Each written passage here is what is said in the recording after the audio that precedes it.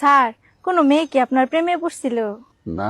আপনি কি কোনো মেয়ের প্রেমে পড়ছিলেন? না। তাইলে তো প্রেমের পরামর্শ আপনি দিতে পারবেন না। না। তারপরেও কই একটা প্রেমের পরামর্শ দেন তো স্যার। বলো।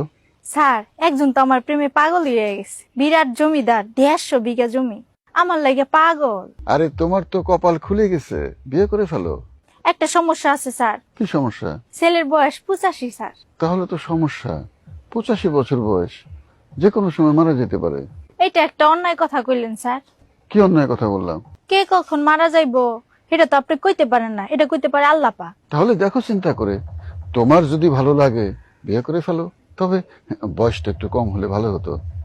এটাও একটা ভুল কথা কইলেন স্যার। এক জুয়ান পোলার লগে আমার প্রেম আছিল, বুয়ার কাম কইরা হ্যাঁ কত খাওয়াইছি, কত কাপড় চোপড় দিছি, পরে আরেক বেটির লগে প্রেম কইরা ভাগছে আমারে থুয়া।